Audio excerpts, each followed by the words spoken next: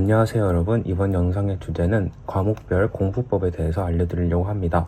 일단 제가 확정적으로 말하는 거에 대해서 되게 안 좋아하긴 하는데요. 예를 들면 무엇을 해야 한다, 무엇을 해라 이런 말을 안 좋아하긴 하지만 이번 영상에서는 말할 때 편의를 위해서 확정적으로 말하도록 하겠습니다. 일단 첫 번째로 국어 공부법에 대해서 알려드리려고 하는데요. 국어 과목에서 제일 중요하다고 생각하는 건 바로 복습이라고 생각을 합니다. 솔직히 이렇게 말하면 조금 반발이 있을 거라고 생각을 하지만 저는 최상위 극상위권이 되는 것이 목표가 아닌 한은 모든 수능 공부는 암기라고 생각을 해요. 그래서 국어 공부도 암기라고 생각을 하는데 어떻게 암기를 하냐면 강의가 있을 거란 말이죠. 여러분들이 어떤 분의 강의를 듣든지 기출 강의가 있을 거고 그 기출 강의에서 선생님이 필기를 해주시고 그 기출 해설을 해주실 거예요. 근데 그 복습을 할 때 저는 그거를 전부 다 그냥 외웠습니다. 외웠다는 게 어떻게 외웠다는 거냐? 선생님께서 수업을 해주시는 지문이 있는데 그 지문에서 솔직히 모든 문제가 다 중요하진 않아요. 그 문제에서 선생님이 중요하다고 생각하는 문제가 있고 그 문제 중에서도 선생님이 중요하다고 생각하는 선지가 있을 거예요. 그 선지 때문에 솔직히 선생님께서 수업을 하시는 거거든요. 그래서 저는 그 선지를 외웠어요. 그 선지를 외우고 이것이 지문에서 어떤 내용이 있었고 이 지문을 어떻게 봤기 때문에 이렇게 쓰였다 라고 저는 그걸 외워버렸습니다. 예를 들면 어떻게 외우냐면 현실 비판이라는, 예를 들면 어떤 문제를 풀다가 현실 비판이라는 말이 나왔어요. 그러면 여기서 대부분 현실 비판이라고 하면 조금 자신의 직감에 따라서 이게 현실 비판이겠지 라고 해서 푸는데, 저는 현실 비판하면은 그 난소공에 나오는 지섭 정도는 돼야지 현실 비판이 될 수 있겠구나 라는 생각을 가지고 저는 문제를 풉니다. 그리고 예를 들어보면은 그 전우치 전, 이번에 수특에 있는 전우치 전이 극문학으로 나왔던 적이 있어요. 제가 정확하게 기억은 안 나는데 그 전우치 전에서 장면 전환이라는 얘기가 나와요. 근데 장면 전환이라는 게 시간과 공간 둘 다 바뀌어야 되거든요. 근데 공간이 안 바뀌어가지고 그 선지가 틀린 선지였거든요. 이렇게 장면 전환이 되려면은 이 정도는 돼야지 장면 전환이구나 라는 것을 저는 기출문제를 외워버림으로써 이렇게 좀 더 확실하게 문제를 풀 수 있게 되었습니다. 그래서 저는 기출문제를 암기하고 단순히 암기해서 그치는 게 아니라 선지 판단의 기준으로 저는 삼았습니다. 그리고 추가로 저의 이제 미래의 커리큘럼은 어떻게 되냐, 저희 이돌에 있는 멘토 선생님에게 한번 질문을 해봤는데요. 멘토 선생님께서 추천하시는 커리큘럼은 EBS 학습과 기출과 리트를 격일마다 한 번씩 하고 엄매를 매일매일 하라고 하셔가지고 그렇게 해보려고 합니다. 그리고 보통 엄매는 개념 학습을 열심히 하고 엔젤을 보통 많이 풀지 않아도 된다고 하는 걸로 알고 있는데, 저희 멘토 선생님께서는 엔젤을 많이 풀라라고 하셔가지고 엔젤을 많이 풀러보려고 합니다. 그 다음 수학은 제가 작년에 유일한 1등급이 수학이긴 한데 제가 사실 수학을 제일 못한다고 생각을 해요. 수학이 어떻게 1등급이 나왔는지 솔직히 잘 모르겠어요. 그래서 제가 했던 공부 방법에 대해서 그냥 말씀만 드리자면, 제 개인적인 생각은 수학은 암기가 아니라고들 많이 하시는데 사실 정말 미적분 30번, 28번 이런 거 아닌 이상은 사실 다 기출에 나왔던 소재라고 생각을 해요. 1등급을 맞으려고 한다면 사실 기출을 전부 다 외우기만 하면은 1등급이 충분히 나오지 않을까라는 생각을 하긴 합니다. 예를 들면은 이번 육모에 28번도 사실 재작년 육모에 나왔던 28번과 동일하다고 생각을 하고요. 15번도 개념만 제대로 알고 있으면은 바로 풀 수 있는 문제지 않을까. 그리고 그 함수가 이제 y값 대칭이잖아요. 정확하게 기억 안 나는데 그러한 세팅이 평가원에서 한번 나왔던 걸로 제가 알고 있어요. 그래서 그것과 굉장히 유사한데 그냥 개념 하나만 더 넣어서 문제를 만든 거였기 때문에 저는 기출만 열심히 다 암기를 한다면 1등급은 가능하지 않을까. 물론 1등급은 가능하지만 100점은 저는 조금 재능의 영역이 좀 필요하지 않나 라고 생각을 하는 편입니다. 그래서 수학도 다 외우는 방식으로 저는 합니다. 그리고 수학은 문제를 많이 풀어야 된다라고 생각을 해요. 그래서 저는 하반기에 시대인재 김현우 선생님의 커리큘럼을 타려고 시대인재 라이브를 신청을 해둔 상태인데요.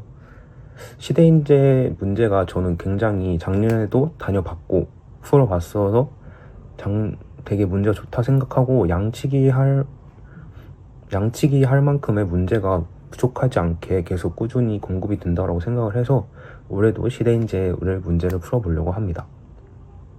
그다음 영어. 사실 영어가 제일 할 말이 많은데요. 사실 제가 하는 말은 전부 다 야매입니다. 영어에 대해서. 사실 저는 정말 영어를 못하기 때문에 영어에 대해서는 전부 다 야매고, 다른 분들이 하시는 말씀이 있다면 그게 무조건 맞을 거예요.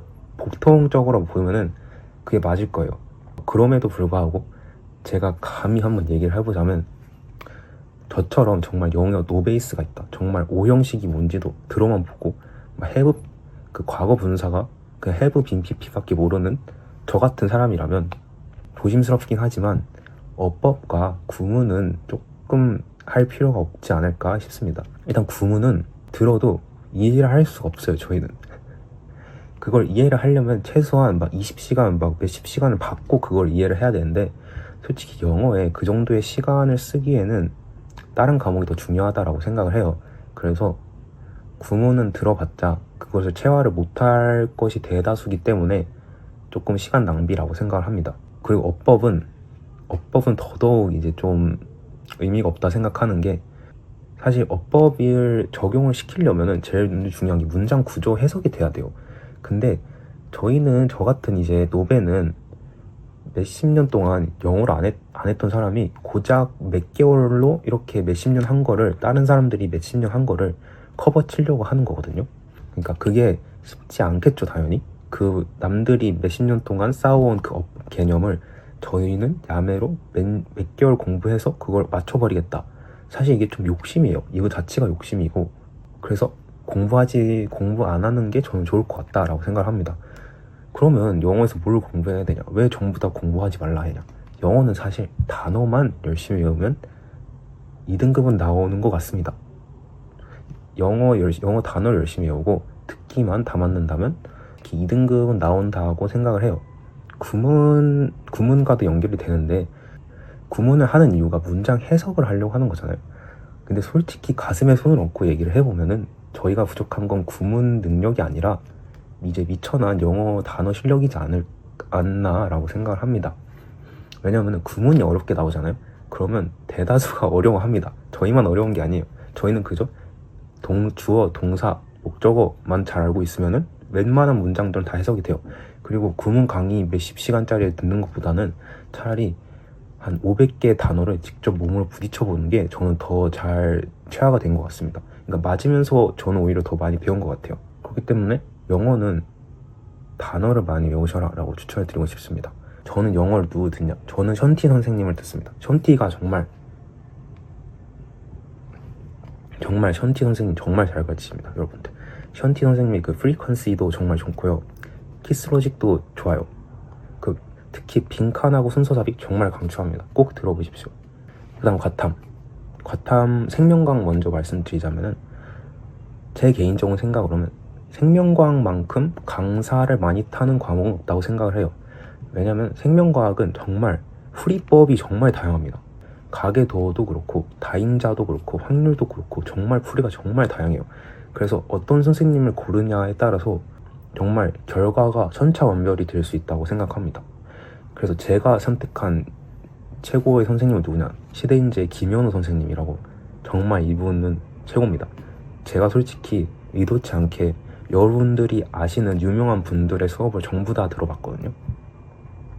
근데 김현우 선생님이 제가 봤을 땐 제일 최고인 것 같습니다. 특히 가계도랑 확률 유전 맞추는 게 있거든요. 그게 정말 좋아요. 정말 가계도는 특히 정말 좋습니다. 가계도만큼은 꼭 들어보셨으면 좋겠습니다. 그리고 생명과학이 아무래도 타임 어택이 있는 과목이다 보니까 시험 볼 때 많이 떨리시는 분들이 계실 거예요. 저도 그랬거든요. 저도 모의고사 볼 때 현역 때는 손 벌벌벌 떨면서 진짜 시험 한번 보고 나면 진 다 빠지고 그렇게 공부를 했는데, 이거의 직방은 여러분들 수많은 모의고사를 보면 됩니다. 정말 많은 모의고사를 보면은 괜찮아져요. 왠진 모르겠지만 그냥 괜찮아져요. 제가 작년에 하루에 모의고사를 3개씩 보기도 했고 4개씩부터 봤어요. 그렇게 보다 보니까 그냥 뭐 매일 있는 이벤트들 중에 하나네 하고 그렇게 안 떨립니다. 그 정도 하면은 이제 몸도 이제 적응해요. 아, 얘가 또 모의고사를 보고 있구나 라고 하면서 그렇게 느끼게 됩니다. 그래서 떨리는 분이 계시다면은 날 잡고 한 모의고사 한 30개 정도만 구매하신 다음에 하루에 3개씩은 솔직히 현역이나 다른 분들은 좀 보편적인 분들은 조금 하기 어렵다고 생각을 하고, 저도 그렇게 막 자주, 저도 지금은 모의고사가 많아서 이렇게 하는 거지 딱 2개 정도가 적당하다고 생각을 해요. 그래서 2개씩 해서 한 15일 날 잡고 이렇게 바바박 풀어보시면은 그렇게 안 떨리실 거라고 생각을 합니다. 그래서 결론은 떨리시는 분들은 모의고사를 굉장히 많이 풀어라. 그리고 김현우 선생님 정말 강추한다. 가계도, 특히 진짜 가계도가 진짜 일품입니다. 그 다음은 지구과학이 있는데요.